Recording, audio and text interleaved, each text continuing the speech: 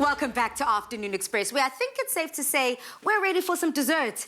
Now, a self-saucing pudding, especially the chocolate kind, is a classic dessert that everyone should know.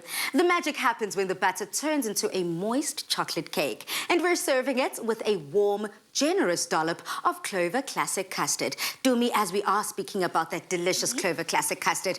Girl, just show us that finished product and what that Clover Classic Custard can do. Balisa, as we've said, there's no better pairing for any dessert than Clover Classic Custard. And Bali, I just love the fact that not only can you pair it as, a topping on a dessert like this, I've actually, like we did last time, we used it as the sauce in our malva pudding, remember?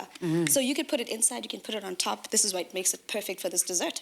And Chef Chart, the entire day this afternoon, we've been focusing on chocolate, but now it's the way to enjoy it traditionally in a chocolate cake. Absolutely. I mean, what more of a combination? You got chocolate cake and you got this rich sauce. So you can just see it just sort of lurking under the bottom there. I mean, what a combination. It just makes it so much more unctuous and just, you just want to sit there on a cold day and devour it. But the difficult part for me to understand is how then do we make sure that that self-sauce is just there, it's intact throughout the baking process? I want to get this right. Let's do it, Balisa. To get it right, I'm going to be making the sauce. And for this self-saucing dessert that we're making, I've got some water, some caster sugar, vanilla essence, and cocoa powder, which is, like we said in the beginning, is the barest form of the cocoa powder before it gets all those, the chocolate, before it gets all those other additions to it. And then you guys will be making the cake batter for us, which Chef will talk us through.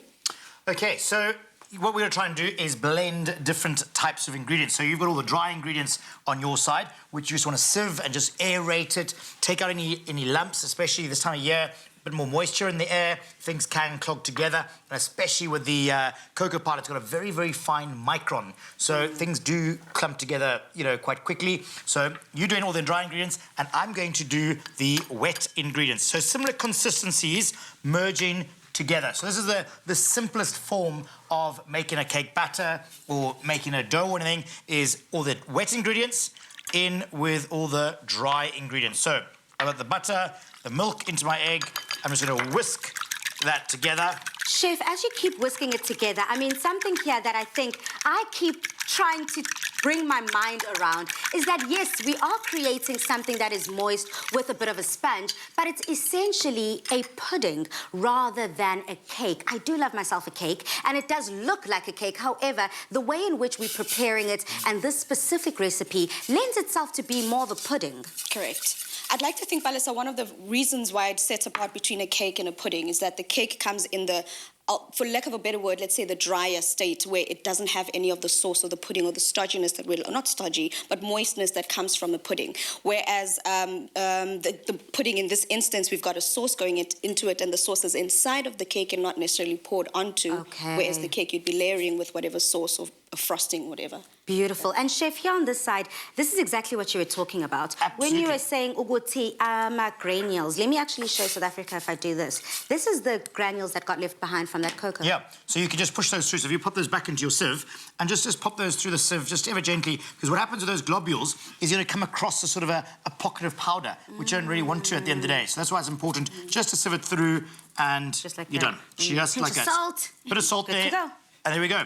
So all you need to do is just make a bit of a mix of all the dry ingredients together, bit of a well in the centre, take in your wet ingredients, pour that straight in, just like that, and then start working that in with your spatula, and what you end up with is this gorgeous, dark, you can see the richness coming through from the cocoa powder there. It's essential to get this batter correct, because essentially that batter is what we're talking about when it needs to be moist, self-soothing, self-serving, and self-saucing. No, I'm adding all the S's because essentially that is what it feels like, being able to enjoy this dish. Now, everyone knows the dessert for me is something I skip, but this is something that we have to try at home. But Chef, here, we were speaking earlier about baking chocolates, the different types of chocolates that we're using.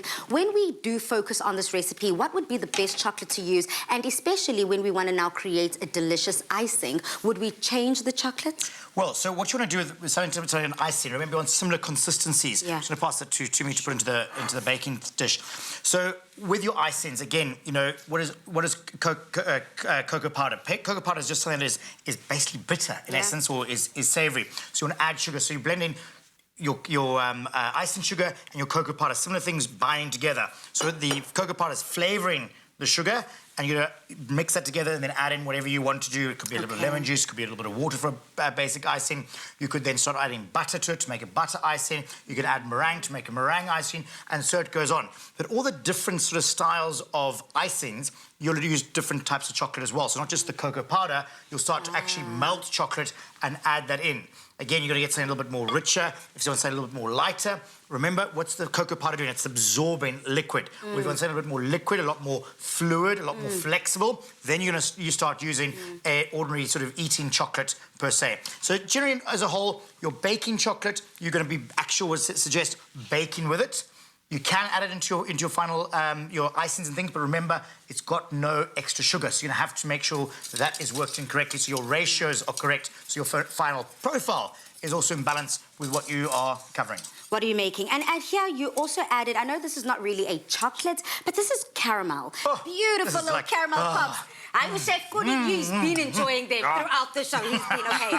But what if we were to add something like this? I mean, it's not really chocolate, but I just can't imagine it in a dessert like this, in a pudding. So basically, that's sort of flavoured white chocolate in essence. So what they've taken is the sugar and the milk powder, and they've roasted it. They've caramelised it, and then put the fat in to give us the wonderful consistency that it is. And you have this unctuous, bittersweet profile coming through from it. So again, there are just so many different ways with chocolate that you can add flavour to, and that it reacts differently to it. When it all just comes together and it all just melts. Oh, I mean, one goes in the oven with that lovely bit of sauce poured over, comes out the oven. Oh, wow. Look at this. I can just see Tumi just taking that and just sitting and devouring that, right? You know me too well, Oh, Chef. You know me too well. Just a tip when it comes to that dessert we just made. When you're adding the vanilla essence to the sauce, do not add it while it's still on the heat. Make sure you remove it and add it at the end once you're basically about to put your cake into the oven. Chef, any last tips on your side? Well, think of chocolate. Chocolate melts in the palm of your hand. Yeah. So gentle heat, everybody. Don't go and ram-baste it with lots of heat in that, because it's going to become burned very easy because it's got the sugar in it, and become very bitter. So treat it gently with a bit of love. As much as you love chocolate, it's going to love you back as well. So Beautiful. Look after it. And if you love this recipe, please just head over to afternoonexpress.co.za. So, we've had classic fashion from Timby, classic cars, thanks Chad, and we've seen classic hairstyles. And you, Michael? Classic! A classic range from Clover. Timeless taste. Made with love by Clover. We have been celebrating World Chocolate Day. It was yesterday, but you know what? We're making it a week-long affair. So I think it is time to kick back, relax, and enjoy the fruits of our labor. What would you say, Dumi? Yes to that. Oof.